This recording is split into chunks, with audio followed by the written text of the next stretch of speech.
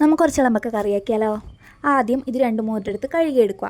അതിന് ശേഷം ഇതിൽ കുറച്ച് വെള്ളം കൂടി ഒഴിച്ചിട്ട് അടുപ്പത്ത് വെക്കുക. അടുപ്പത്ത് വെച്ചിട്ട് 2-3 മിനിറ്റ് തിളക്കിയേ വേണ്ടു. അപ്പോഴത്തേക്ക് ഇതിലൊന്ന് ഓപ്പൺ ആയിട്ട് വരും. കുറച്ച് നേരം തണിയാൻ വെച്ച് കഴിഞ്ഞാൽ കൈയൊന്നും പൊള്ളിക്കാണ്ട് നമുക്ക് ഇതിൻ്റെ ഉള്ളിലത്തെ സാധനമെല്ലാം എടുക്കാം. അതിൻ്റെ ഉള്ളിൽ കുറച്ച് വൃത്തികേടുണ്ട്, ഒരു കറുപ്പ് മണ്ണ് പോലെ. അതെല്ലാം കളഞ്ഞിട്ട് നമുക്ക് നല്ലപോലെ വൃത്തിയാക്കിയിട്ട് കഴുകിയെടുക്കാം. ഞാൻ ആദ്യമായിട്ട് നളമ്പൊക്കെ ഒറ്റയ്ക്ക് ഉണ്ടാക്കുന്നത്, അതുകൊണ്ട് ഇതാക്കുന്നെല്ലാം എൻ്റെ തോന്നിയ പോലത്തെ രീതിയാണ്, പ്രോപ്പറായിട്ടൊന്നുമില്ല. ആദ്യം ലേശം എണ്ണ ഒഴിച്ചിട്ട് കടുകും കരിയാമ്പെല്ലാം പൊട്ടിച്ചിട്ട് അതിലൊരു പച്ചമുളകും ഒരു ഉള്ളിയും കൂടി മുറിച്ചിട്ടിട്ട് അതൊന്ന് വാടി വരുന്ന സമയത്ത് നമ്മളെ പൊടിയായിട്ടില്ലേ കണ്ട പൊടിയെല്ലാം ഇടുക. മഞ്ഞൾപ്പൊടി, പറങ്കിപ്പൊടി, മല്ലിപ്പൊടി, കുരുമുളക് ഇല്ലാത്തതുകൊണ്ട് അതിട്ടിട്ടാണ്.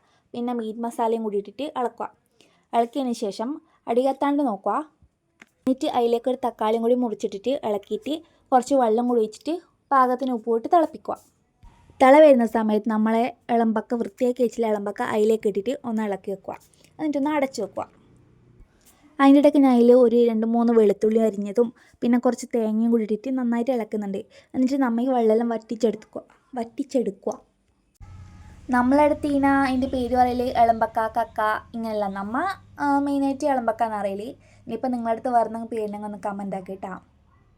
അപ്പം നമ്മളെ തട്ടിമുട്ടി ഇളമ്പക്ക കറി റെഡി ആയിട്ടില്ലാന്നേ.